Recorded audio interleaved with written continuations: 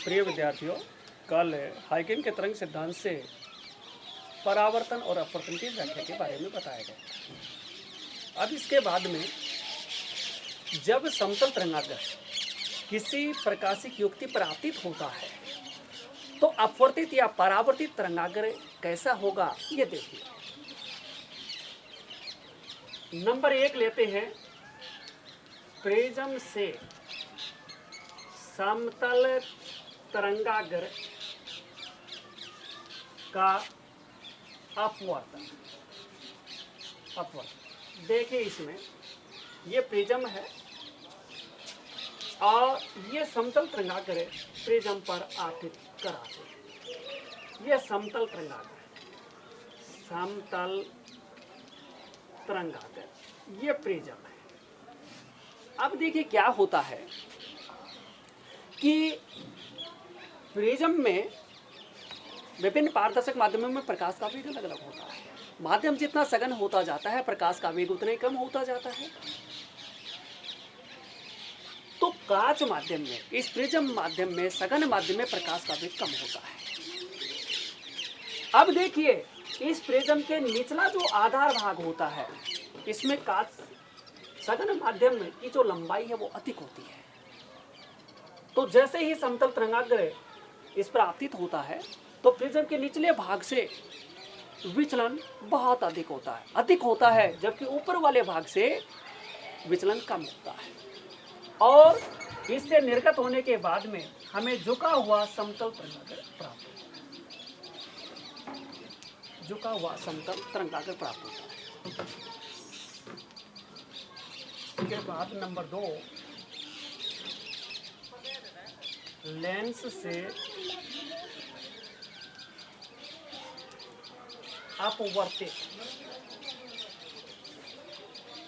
अपवर्तित तरंग।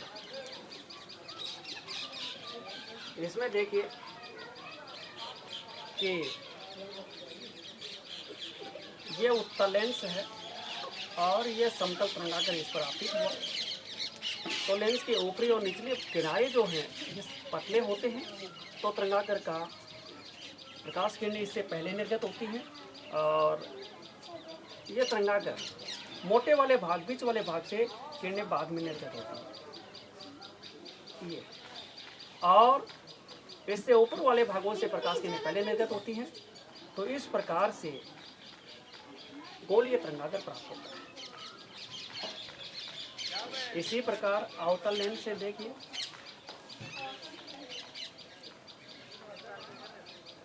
उत्तल अवतल लेंस, ये समतल तरंगाग्र इस पर आपतित हुआ।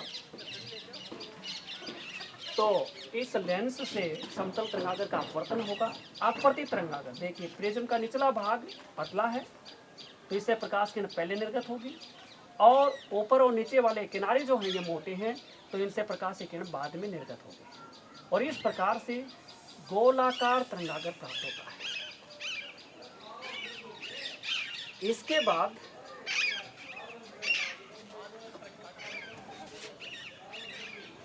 बाद दर्पण से नंबर 3 स्थिति, दर्पण से समतल तरंगाग्र का परावर्तन। इसमें देखो कि जैसे ये अवतल लेंस, अवतल दर्पण है, अवतल दर्पण, यह समतल तरंगाग्र इस पर आपतित हुआ। समतल तरंगाग्र। अब देखिए, किनारों से प्रकाश किरण का परावर्तन पहले होता है और मध्य भाग से परावर्तन बाद में होता है। तो किनारों से परावर्तित किरण यहाँ पहुँच जाती है और इस प्रकार से ये परावर्तित तरंगाग्र बनता है। इसके बाद ये उत्तल दर्पण है उत्तल दर्पण ये समतल तरंगाकर इस पर आपतित हुआ,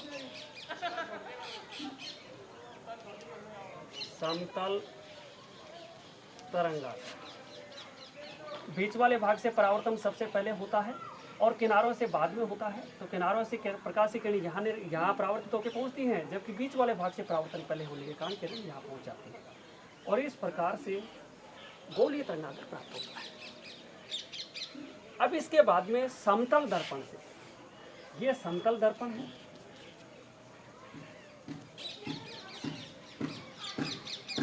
ये समतल दर्पण पे ये समतल तरंगाकर आपतित कराया,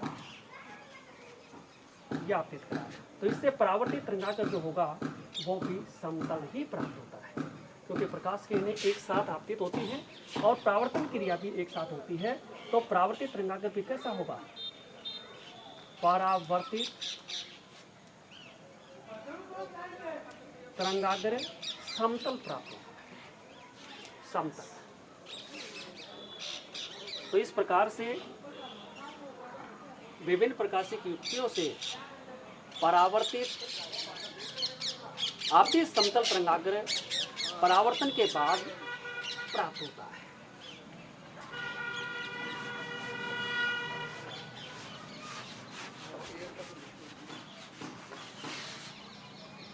इसके बाद अध्यारोपण का सिद्धांत। अध्यारोपण का सिद्धांत क्या है? देखिए, जब दो या दो से अधिक तरंगे किसी माध्यम में संचरित होकर अध्यारोपित होती है, अध्यारोपित मतलब मिलती है, तो अध्यारोपण के परिणाम स्वरूप बनी परिणामी तरंग का विस्थापन अध्यारोपित होने वाली तरंगों के अलग अलग विस्थापनों के सदिश योगफल के तुल्य होता है। माना अध्यारोपित होने वाली तरंगों के विस्थापन सदिश y1, सदिश y2, सदिश y3, सदिश y4 डैश डैश सदिश yn। तो तरंगों के अध्यारोपण के परिणाम स्वरूप बनी परिणामी तरंग का विस्थापन जो होगा अध्यारोपित होने वाली तरंगों के अलग अलग विस्थापनों के सदिश योगफल के तुल्य होता है।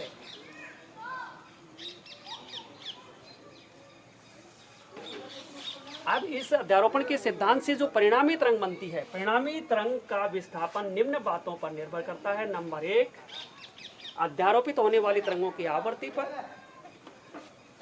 नंबर 1 आवृत्ति पर। नंबर 2 आयाम पर, दोनों तरंगों के आयाम पर।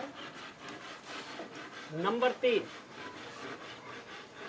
दोनों तरंगों में कलांतर पर।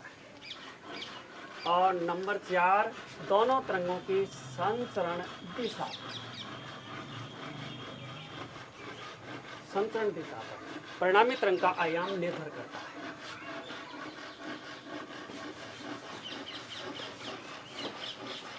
इसके बाद प्रकाश का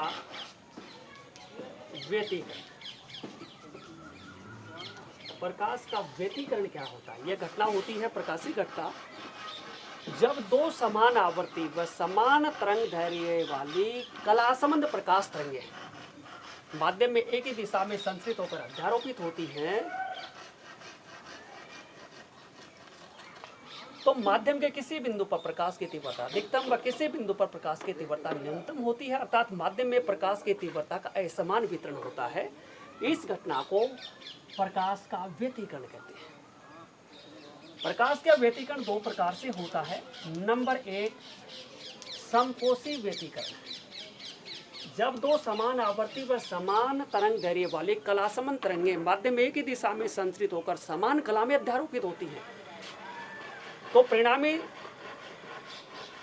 तरंग का विस्थापन तथा प्रकाश की तीव्रता अधिकतम होती है।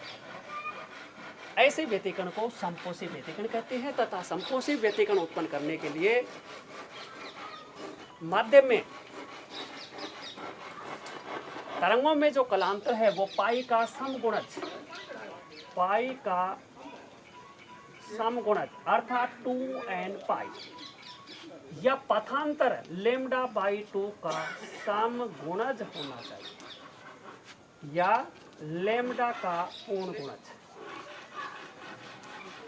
लैम्डा का पूर्ण गुणज होना चाहिए। नंबर 2, विनाशी व्यतिकरण।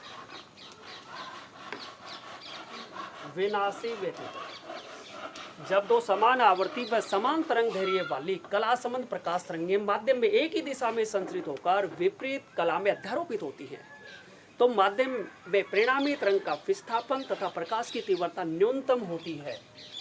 ऐसे व्यतिकरण को विनाशी व्यतिकरण कहते हैं तथा विनाशी व्यतिकरण उत्पन्न होने के लिए अध्यारोपित तरंगों में कलांतर पाई का विषम गुणज होना चाहिए।